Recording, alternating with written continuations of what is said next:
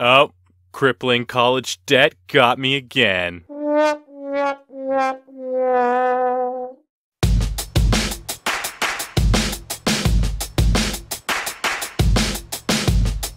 Hey, you crazy kids, and welcome to Voices in My Closet. It's been a while. You look good. Did you do something with your no? You look good. You look good. I hope you all had a great week. Unfortunately, you will notice that there is no video for this episode. Unfortunately, I have been running into some issues with my camera. I've done everything from formatting the card to switching the card, switching the battery. Nothing seems to be doing the trick because video recording will stop at random times, and it's just making the whole process a lot longer than it needs to be. So this will be the first ever episode of Voices in My Closet to feature no video, just audio like your typical podcast. And I mean, for all you know, I'm probably not even recording in a closet right now. Side note, I am definitely recording in the closet still. But anyways, last episode, I talked a lot about my high school experience with the courses that I took and the extracurricular activities that I was a part of. And I want to do the same thing for this episode, except talk more about my college experience, since there are a lot of people who have just finished up their semesters at their university or even graduated this month. And quick congratulations to all you people. You're great. There was a lot that happened in college with the people that I met, the courses that I took, and just the clubs and organizations that I joined that made me into the person that I am today, or at least most of the person I am today. And maybe you've already graduated or you're in the middle of college right now, in which case this might relate to your experiences, and maybe you'll feel a bit nostalgic, and maybe not. If you've never been to college and are considering applying, I hope this episode might encourage you to take that step and hopefully provide some sort of advice for when you get to college. I'm definitely not the kind of person who offers great advice, but here we go.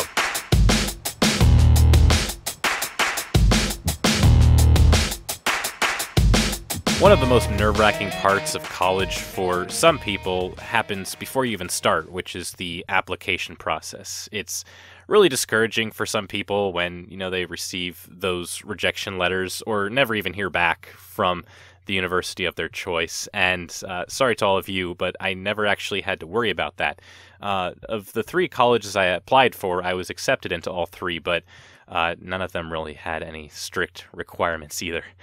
However, it was strongly suggested that I pick the school that was closest to home, just so that I could live at home and commute every day to class to save money, which, while I was all about saving money, it was the last thing I wanted to do because I really wanted the full college experience, living on campus and meeting new people in that way. And thankfully, I guess I provided a strong enough argument, or I was just too stubborn to do anything else, and I was able to attend my first choice, which was Kent State University in Ohio. And some of you might have heard of this school. It's actually been in the news a lot recently, but I won't get into all of that because it's a bit of a touchy subject, and I don't really want to get into that. But anyways, I started my freshman year at Kent State in the fall of 2012, and I lived on campus with my best friend and my not as best friend, but still friend from high school. Word of advice, do not live with your friends unless you know them well enough down to their living habits, as in like sleep habits, eating habits, cleaning habits, study habits, social habits, etc. Otherwise, you might not have a great roommate experience. My best friend and I got along fine. We were more or less familiar with each other's habits, and we had little to no issues, but my other friend and I would constantly butt heads during our time living together. Neither of us was confrontational, but there was quite a lot of a passive aggressiveness between the two of us, which made living in the hall a lot more stressful, and we actually haven't spoken to each other to this day. But later college years were a lot better when I lived with different people, and having that less than ideal experience, I guess it did encourage me to continue making new friends outside of my high school group, and I was able to meet people almost immediately. Right off the bat, I became part of a group called the Newman Center. It was a Catholic Christian student organization, and it's actually on a lot of college campuses around the country, and I think there are some even in other countries too. I knew a few people from high school who graduated before me and were part of this group. And so it made meeting new people a lot easier. The Newman Center had a welcome back barbecue, I remember, the first week for students, and they do that every year. And I went with a couple of my high school friends, and I ended up meeting a lot of people there, some freshmen, some upperclassmen, and I didn't really think of it at the time. I had no idea those people that I met would eventually become some of the best friends that I ever made during my time at college. I just thought, these people are cool. I'll probably come back more often. The Newman Center always had some social event or more faith-based event going on, so I had plenty of opportunities to get to know other college students, and it was great because, there were people who I could have fun with and share my faith with, and I don't want to get too much into the religious aspect of this since, that's not what this episode is about, but it definitely echoes what I mentioned in the last episode about getting involved with clubs and organizations that exhibit your passions. You never know how it's going to change your life. And I definitely didn't know when I first started out, but I grew to know because I would go on to become a lot more involved with the Newman Center for all 4 years of college, doing everything, from planning social events for them and handling their social media to playing the piano for church services. And some of my best memories, I think, were made from being in clubs in general.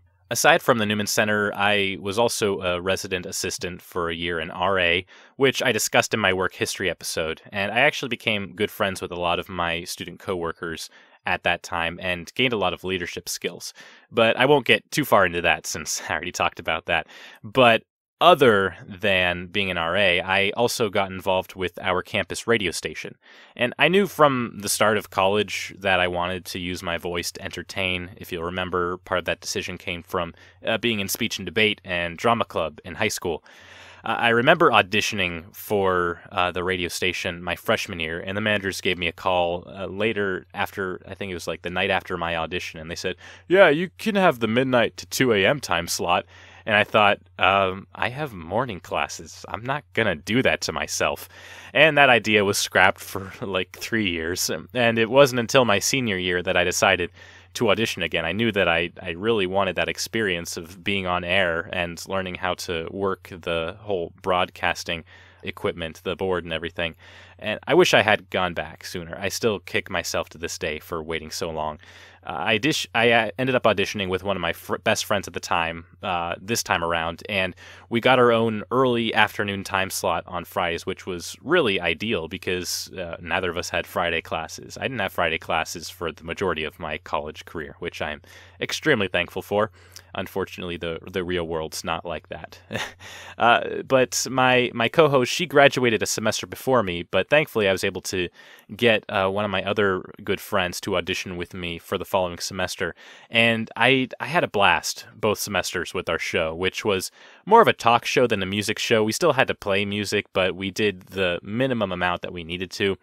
And we kind of made it an entertainment format, which I think was kind of similar to the YouTube show Good Mythical Morning by Rhett and Link, if you have ever seen or heard of that. We covered topics from conspiracy theories to weird sports to the cleanest places on Earth, and there never really was a dull moment. I wish I had started radio sooner, and I would definitely go back if I ever got the chance. And I'll repeat myself, get involved with extracurriculars. It's not necessarily only about meeting people, but you might also get some valuable job experience out of it.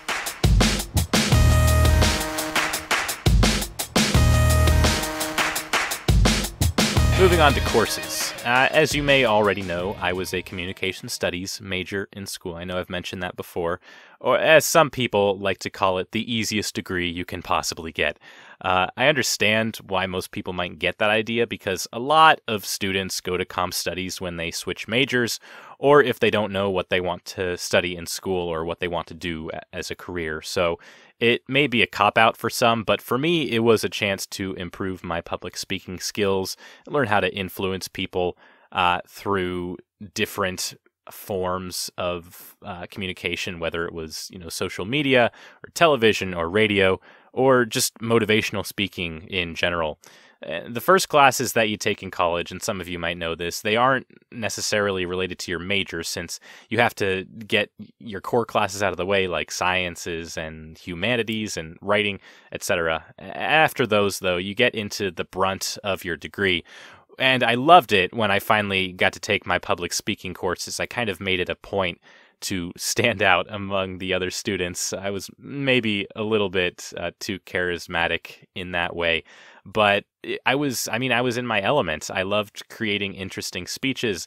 I learned not just to entertain with what I said, but also to inform people and persuade people.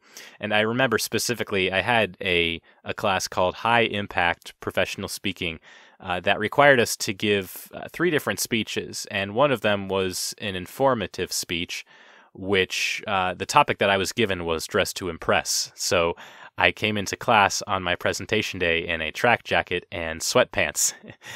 People were giving me strange looks for the first 2 minutes until I tore away the sweatpants and unzipped the jacket to reveal a full suit.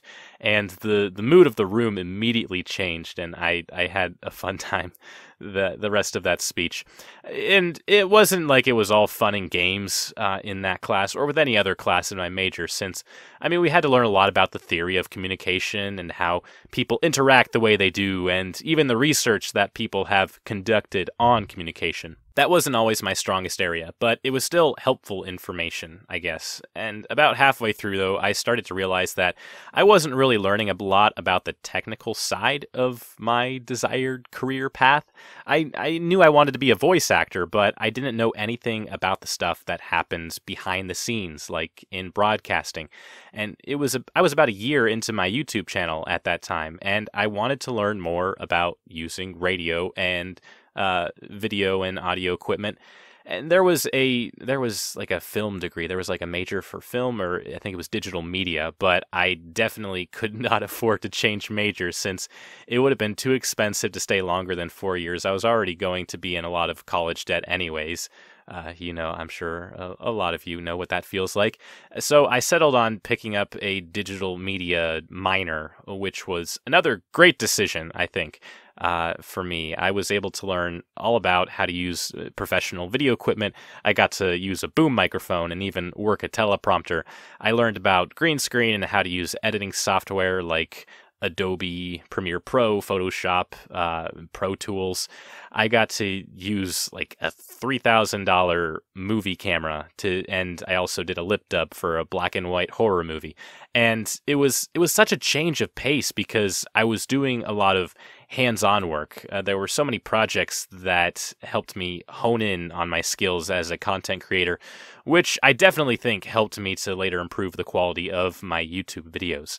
And our school even had a private recording studio for students to use, and they gave us also, which was really nice, unlimited access to lynda.com's library of video and audio tutorials, which I'm pretty sure I still have access to now because they don't really take people off the list, even if they've graduated. Just don't tell Kent State's School of Journalism.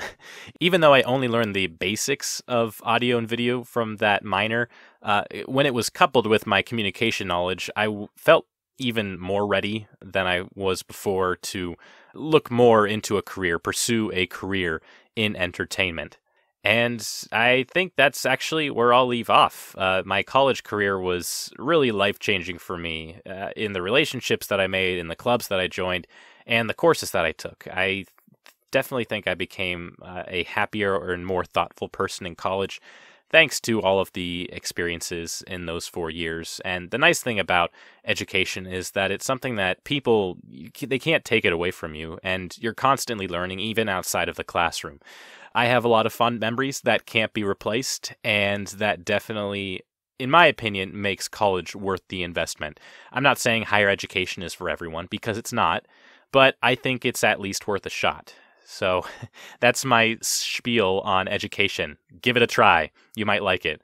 I hope you enjoyed this episode, and maybe it pushed you to consider college more than before you listened. I apologize again for the lack of video. I'm hoping to have everything solved by next week, but at least you got to hear my voice, my nice speaking voice. Let me know of your fondest college experiences, if you have any, or if you have not been to college, what major you would want to pursue if you decide to go to college. I hope you all have a great week, and I will see you next time.